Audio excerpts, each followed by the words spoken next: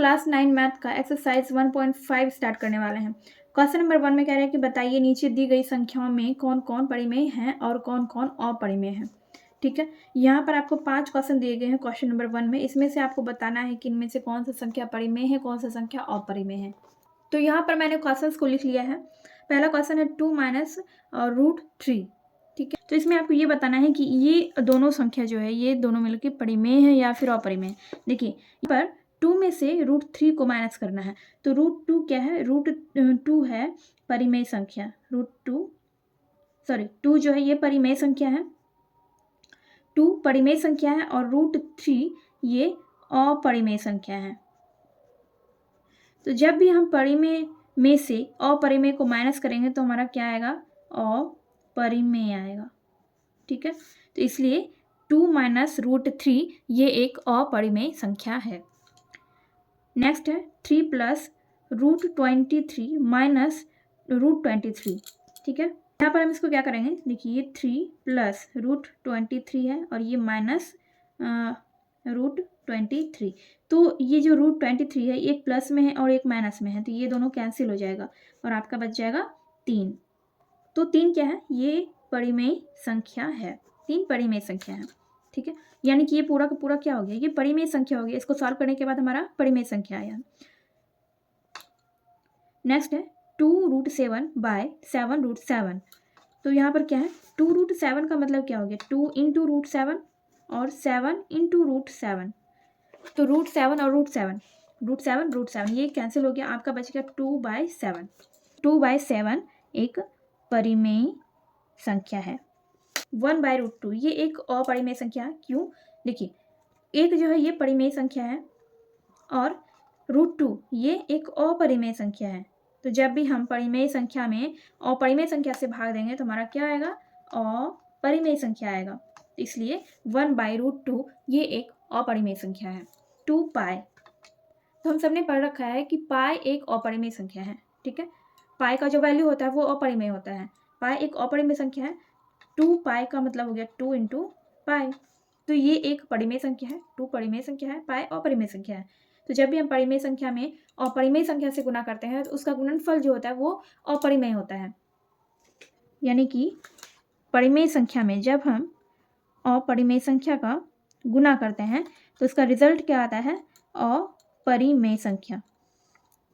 तो इसलिए 2 पाई एक अपरिमेय संख्या है। तो यहाँ पर आपका क्वेश्चन नंबर 1 कंप्लीट हो गया है एंड आई होप आपको ये क्वेश्चन समझ में आ गया होगा। चलिए देखते हैं next question.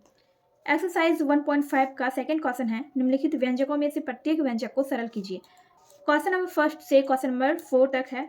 Question number first में आपको दिया गया 3 प्लस √3 इंटू 2 प्लस √2 और इसी तरह से आपको बाकी के 3 क्वेश्चन दिए गए हैं और इन सभी क्वेश्चन को हमें बस सरल करना है। यहाँ पर क्या करना है, आपको सिर्फ इस क्वेश्चन को सरल करना है। पहला क्वेश्चन है 3 प्लस √3 इंटू 2 प्लस √2। तो यहाँ पर क्या करना होगा, 3 को हम इन दोनों से गुना करेंगे। ठीक है, देखिए 3 इंटू 2 प्लस √2, यहाँ पर ये जो √3 है प्लस √3 को हमें इन दोनों से गुना करना होगा। यानी कि इसको हम इससे गुना करेंगे और इसी को हम इससे गुना करेंगे। ठीक है, फिर इसको हम इससे गुना करेंगे और फिर इसी को हम इससे गुना करेंगे। ठीक है, तो √3 इंटू 2 प्लस √2 हो जाएगा। अब यहाँ पर 3 इंटू 2 6 हो जाएगा।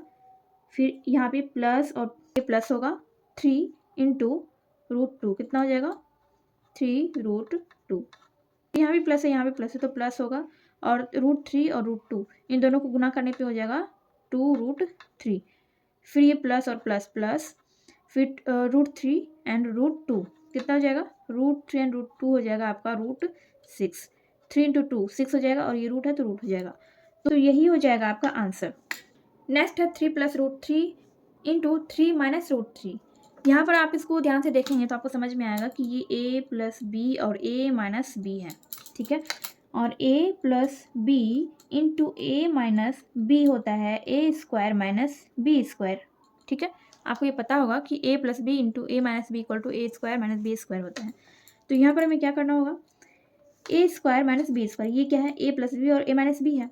तो यहाँ पर इसका हम a² करेंगे यानी कि 3 का स्क्वायर होगा और माइनस b का स्क्वायर यानी कि √3 का स्क्वायर हो जाएगा। तो √3 का स्क्वायर हो जाएगा 9 और √3 का हम स्क्वायर करेंगे तो कितना हो जाएगा, 9 हो जाएगा। ठीक है, √9 होगा तो 9 माइनस, और जब इसका रूट हटाएंगे तो ये 3 हो जाएगा। 9 का वर्गमूल जब आप निकालेंगे तो इसका वर्गमूल 3 निकलेगा। तो 9 में से 3 माइनस होगा तो 6 यहाँ पर आ जाएगा। और ये हो गया आपका आंसर क्वेश्चन नंबर 2 का। क्वेश्चन है √5 + √2 का होल स्क्वायर। ठीक है, यानी कि इन दोनों पर स्क्वायर है।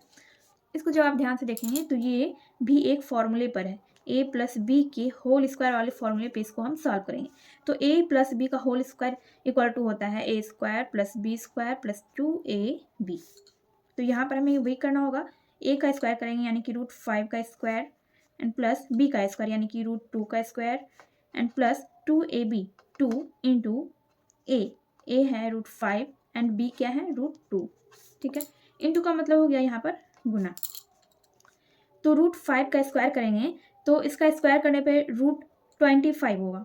ठीक है, इसका स्क्वायर जब हम करेंगे √2 का स्क्वायर करेंगे तो √4 होगा प्लस 2 इंटू √5 इंटू √2 √10 हो जाएगा।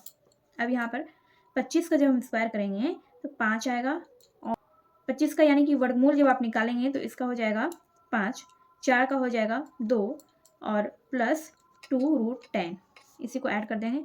5 + 2 7 प्लस 2 √10, ये हो गया आपका आंसर।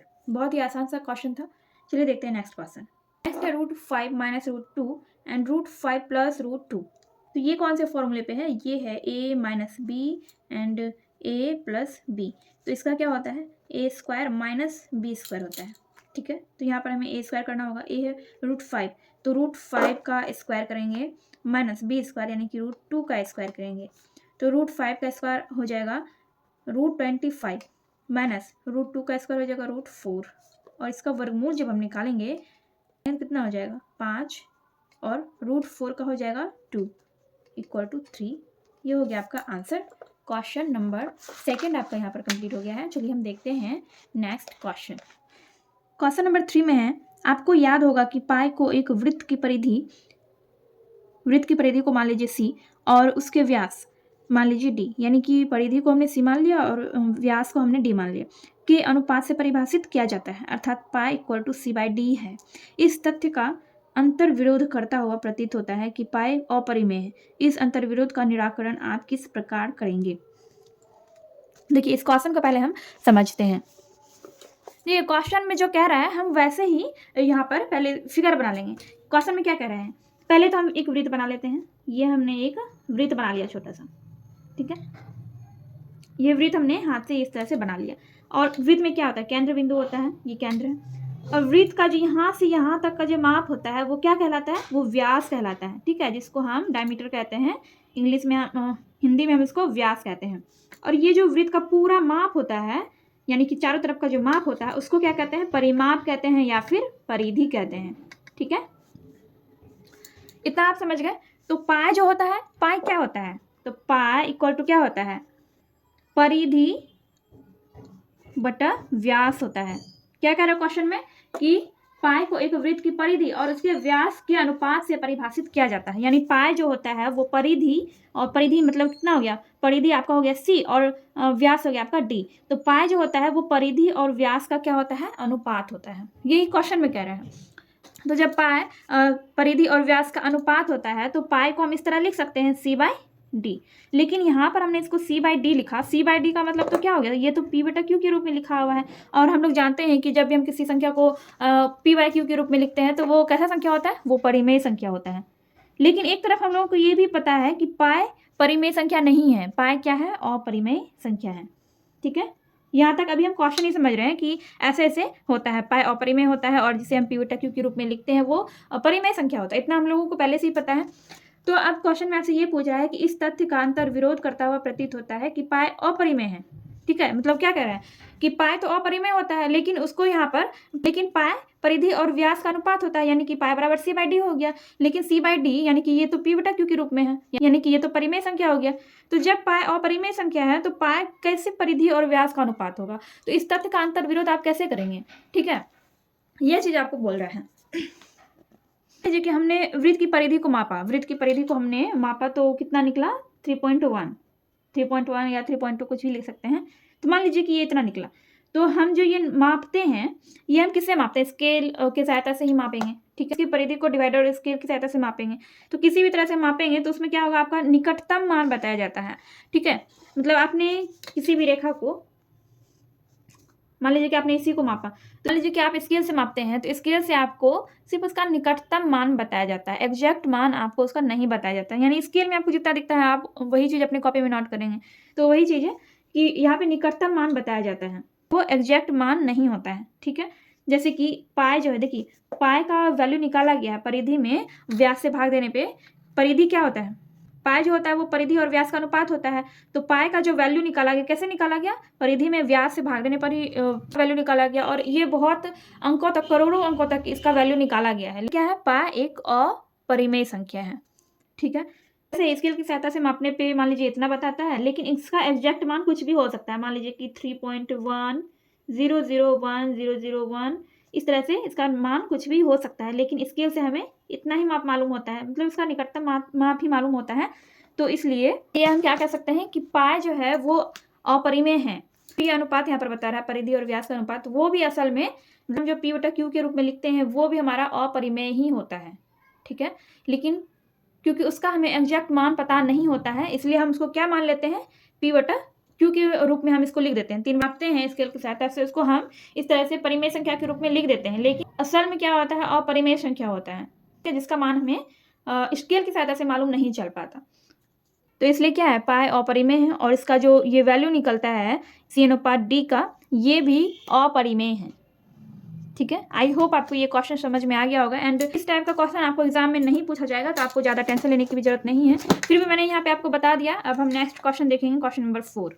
क्वेश्चन नंबर 4 में कह रहे हैं कि संख्या रेखा पर √9.3 को निरूपित कीजिए, ठीक है। संख्या रेखा के बारे में हमने स्टार्टिंग में ही पढ़ रखा है। जब हम एक्सरसाइज 1.1 स्टार्ट कर रहे थे, उससे पहले हमने सारे बेसिक कॉन्सेप्ट क्लियर कर लिए हैं। अगर आप वो वीडियो देखना चाहते हैं तो आपको सारे वीडियोस के लिंक इस वीडियो के नीचे डिस्क्रिप्शन बॉक्स में मिल जाएगा, या फिर प्लेलिस्ट में जाके आप सारे वीडियोस देख सकते हैं। क्लास 9 का प्लेलिस्ट आपको एंड स्क्रीन पर भी मिल जाएगा।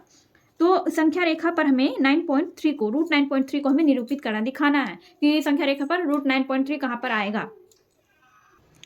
देखिए संख्या रेखा जो है वो इस तरह का होता है, और इसी संख्या रेखा पर हमें दिखाना है कि √9.3 कहाँ पर आएगा। देखिए संख्या रेखा को हम इधर भी या फिर इधर भी आगे बढ़ा सकते हैं, जैसे कि यहाँ पर हमने सिर्फ -5 तक लिया और यहाँ पर भी हमने 5 तक लिया है। तो एक तरफ जो धनात्मक संख्याएं होती है और एक तरफ ऋणात्मक संख्याएं होती है, और बीच में क्या होता है? 0 होता है। यही संख्या रेखा होता है। तो इसको हम आगे भी बढ़ा सकते हैं। इसके बाद हम लिख सकते हैं 6, 7, 8, 9, 10, जहाँ तक भी आपको ज़रूरत हो वहाँ तक आप इसको संख्या रेखा को बना सकते हैं। संख्या रेखा पर बस हमें ये दर्शाना है कि √9.3 कहाँ पर आएगा। चलिए हम देखते हैं कैसे हम इसको संख्या रेखा पर दर्शा सकते हैं। देखिए इस क्वेश्चन को सॉल्व करने के लिए हम क्या करेंगे? पहले हम 9.3 तक क्या करेंगे? लाइन खींच लेंगे, ठीक है। हम जो लाइन खींचेंगे उस लाइन का लंबाई क्या होगा? 9.3 सेंटीमीटर का एक लाइन हम खींचेंगे। तो हम पेन की सहायता से ही खींच रहे हैं ताकि आपको आसानी से अच्छे से दिख सके। तो यहाँ पे खींचने में थोड़ा प्रॉब्लम होती है। यहाँ पे हम क्या कर सकते हैं? यहाँ पे हम इस तरह डॉट दे के फिर इसको हम बाद में मिला देंगे। यहाँ से हम 9.3 तक हम खींच लेंगे। देखिए ये 9 है, फिर 1 2 3 ये यहाँ पे है, तो ये 9.3 तक हो गया, ठीक है। अब इसको भी हम यहाँ पे ठीक से मिला लेते हैं। तो ये जो हमने रेखा खींचा है, इस रेखा का हम नाम दे देंगे AB, और इसका लंबाई 9.3, ठीक है। 9.3 तक हमने खींच लिया। ये आपका B पॉइंट है। अब B पॉइंट से हम 1 सेंटीमीटर और बढ़ा के हम रेखा खींच लेंगे, ठीक है। 1 सेंटीमीटर और हमें बढ़ाना है। तो यहाँ पे हम इसको रखेंगे, और यहाँ से 1 सेंटीमीटर कहीं से भी आप खींच सकते हैं। इसी जगह से हम 1 सेंटीमीटर, यहाँ से 2 से लेकर 3 तक 1 सेंटीमीटर हो जाता है। 2 से 3 तक कितना हुआ? 1 सेंटीमीटर बढ़ गया। तो 1 सेंटीमीटर तक हमने इस तरह से खींच लिया। तो यहाँ इसका भी हम कुछ नाम दे देंगे। तो इसका नाम, इस पॉइंट का हम नाम देते हैं C, ठीक है। अब देखिए हम क्या करेंगे, A और C जो है इसको हम 2 बराबर भागों में बांट लेंगे। इसके लिए हमें डिवाइडर की जरूरत पड़ेगी। तो यहाँ पे हमने डिवाइडर ले लिया है, और इसको हम क्या करेंगे? A और C को बांटना है 2 बराबर भागों में, A और C को विभाजित करना है। तो हम क्या करेंगे? इस रेखा का आधा से ज़्यादा हमें ले लेना है, ठीक है। ये A और C यहाँ तक, यहाँ पे हम इसका यहाँ पर भी माप देते हैं। ये 1 सेंटीमीटर, यहाँ से B से C तक कितना है?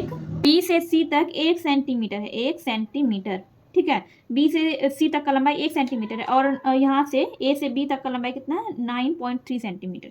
तो हमें ए सी को 2 बराबर भागों में बांटना है। तो हम क्या करेंगे, देखिए आप या तो सी पॉइंट से ले सकते हैं या फिर ए पॉइंट से भी ले सकते हैं। तो हम सी पॉइंट से ले रहे हैं, तो यहाँ से हम आधा से ज़्यादा, यहाँ पे ये देखिए रेखा का आधा से ज़्यादा हमने ले लिया, ठीक है, आधा से ज़्यादा है, तो इतना हमने लेके हमें क्या करना है, एक चाप हम यहाँ पे खींचेंगे और एक चाप हम यहाँ पे खींचेंगे इस तरह से, ठीक है। फिर इधर से हम अब यहाँ पे ए पॉइंट पे हम रखेंगे, ए पॉइंट पे हमने रखा और इस तरह से यहाँ पे काटा, फिर यहाँ पर भी इसको काटा। तो यहाँ पे ये नहीं मिल रहा है तो हम क्या करेंगे, फिर से इसको यहाँ पर हम रखेंगे और इसको इस तरह से मिलाएंगे, ठीक है। तो अब ये मिल गया। अब यहाँ पर देखिए एक पॉइंट तो ये वाला बन रहा है और एक पॉइंट आपका ये बन रहा है यहाँ पे, तो इन दोनों पॉइंट्स को हम मिला लेंगे, पेन की सहायता से ही इसको मिला लेंगे। तो इस तरह से हम रखेंगे स्केल को, हम रख के यहाँ पर इसको डॉट डॉट करके हम इसको मिला लेंगे। अब यहाँ पर ये जो पॉइंट है, ये जो पॉइंट है इसको भी हम नाम दे देते हैं, कोई भी नाम आप दे सकते हैं। तो इसका नाम हम दे देते हैं पी, पी हम इसका नाम दे देते हैं, ठीक है। अब यहाँ से क्या करना है, अब आपको एक अर्धवृत्त खींचना है। अर्धवृत्त जो पूरा वृत्त हम लेते हैं वो क्या होता है, वो सर्किल या वृत्त इसको कहते हैं। अब हमें यहाँ पर अर्धवृत्त लेना है, तो हम यहाँ पे रखेंगे डिवाइडर को और इस तरह से हम यहाँ से जो है हम क्या करेंगे, वृत्त एक खींच लेंगे, ये जिसको हम बोलेंगे अर्धवृत्त।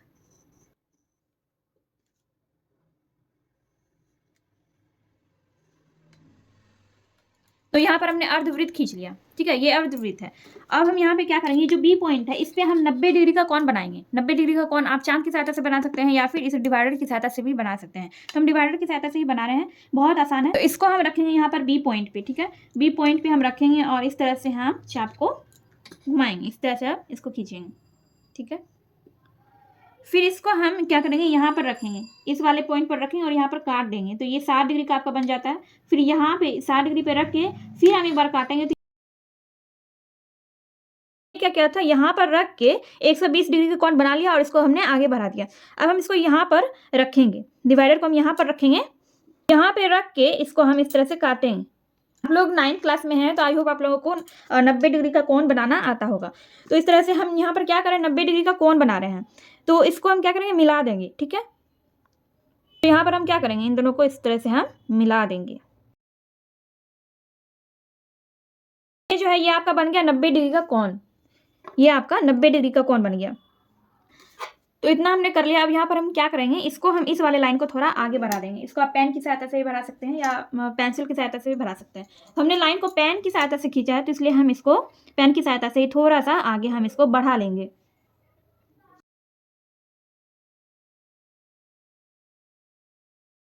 तो इस तरह से हमने आगे बढ़ा लिया। अब हम क्या करेंगे, देखिए अब ये जो पॉइंट है इसको हम कुछ नाम दे सकते हैं, आप अपने मन से कुछ भी नाम दे सकते हैं। जैसे कि हमने यहाँ पर ABC नाम दिया और इसको P नाम दे दिया है, तो इसको आप Q नाम दे सकते हैं या फिर D नाम दे सकते हैं। तो हमने यहाँ पर इसको Q नाम दे दिया है, ठीक है। और आपका जो ये लाइन है, देखिए ये जो आपका ये बना है 90 डिग्री का कोण, इसको हम पूरा क्या करते हैं, मिला देते हैं पेन की सहायता से, जिससे आपको अच्छे से दिखे।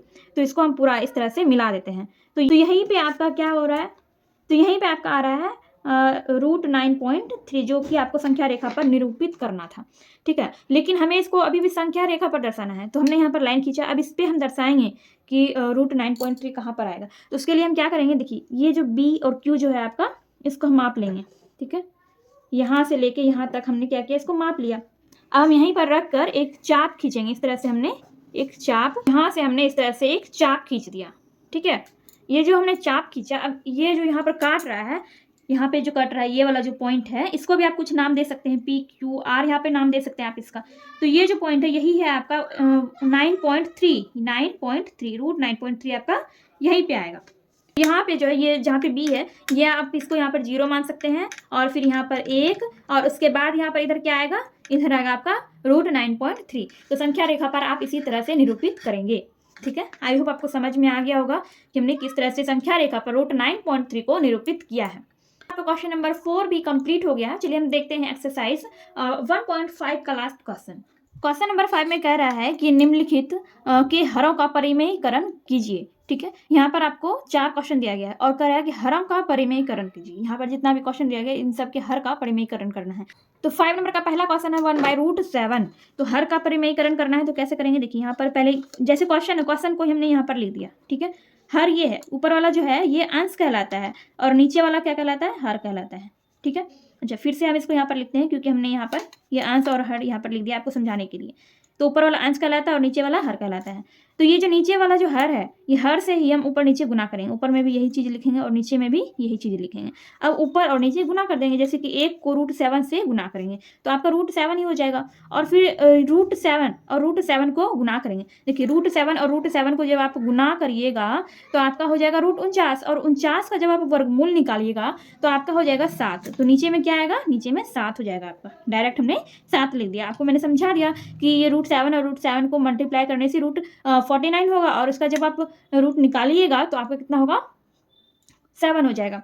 तो आपका आंसर हो गया √7/7। ठीक है, देखिए यहाँ पर सेकेंड नंबर का क्वेश्चन दिया गया है 1/√7 माइनस √6। अब यहाँ पर क्या करना है, तो यहाँ पर हम क्या करेंगे, जैसे कि यहाँ पे √7 माइनस √6 यहाँ पर माइनस वाला है। यहाँ पर देखिए, यहाँ पर फर्स्ट नंबर क्वेश्चन में एक ही पद था, सिर्फ √7 था, इसलिए हमने सेम चीज़ से ऊपर और नीचे गुना कर दिया यहाँ पे। लेकिन यहाँ पर 2 पद है। ठीक है, एक पद ये और दूसरा पद ये, 2 पद है और बीच में क्या है, माइनस है। तो माइनस है तो हम क्या करेंगे, ऊपर में क्या लिखेंगे, देखिए √7 और माइनस के बदले में प्लस लिखेंगे। चिन्ह बदल जाता है जब हम इसका परिमेयीकरण करते हैं, मतलब ऊपर नीचे गुना करते हैं तो चिन्ह जो भी रहता है, अगर प्लस रहता है तो माइनस हो जाता है और माइनस है तो क्या होगा, प्लस हो जाएगा। तो √7 एंड प्लस √6, फिर वही चीज़ नीचे भी लिखेंगे, √7 प्लस √6।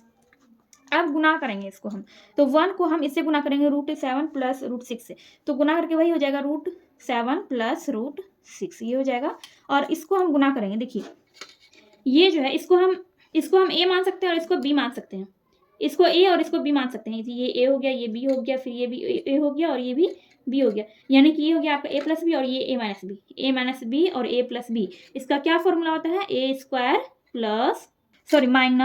माइनस हो यहाँ पे a² माइनस b², ये फॉर्मूला आता है। a माइनस बी का a minus b into a plus b equal to क्या होता है, a² माइनस b², ये फॉर्मूला होता है। तो ये अभी कौन से रूप में है, ये a minus b into a plus b, इसको हमें इस रूप में चेंज करना है, a² माइनस b²। तो a हमने किसको माना है, √7 को, तो यहाँ पर √7 का हम क्या करेंगे, स्क्वायर कर देंगे। फिर क्या है, माइनस b², तो b हमने किसको माना है, √6 को, तो यहाँ पर हम √6 का स्क्वायर कर देंगे। अब देखिए ये ऊपर वाला जैसे है वैसे ही रह जाएगा और नीचे में क्या हो जाएगा, √7 का जब आप इसका स्क्वायर करेंगे तो आपका √49 होगा और √49 का जब आप वर्गमूल निकालेंगे तो आपका 7 हो जाएगा, 7 हो जाएगा। ठीक है, और यहाँ पर क्या है, माइनस है तो माइनस देंगे और ये 6 का जब आप स्क्वायर करिएगा तो 36 होगा। 36 का जब आप वर्गमूल निकालिएगा, 36 जो आएगा वो रूट में आएगा, तो जब आप 36 का वर्गमूल निकालेंगे तो कितना हो जाएगा, 6 हो जाएगा। तो आपका हो गया √7 प्लस √6 और 6 माइनस हो जाएगा तो आपका 1 यहाँ पर आएगा और नीचे एक यानी हर जो है वो 1 है, तो इसलिए इसका वैल्यू नहीं है, तो इसलिए ये क्या आ जाएगा यहाँ पे, इसका आंसर √7 प्लस √6, ये हो गया आपका आंसर क्वेश्चन नंबर 2 का।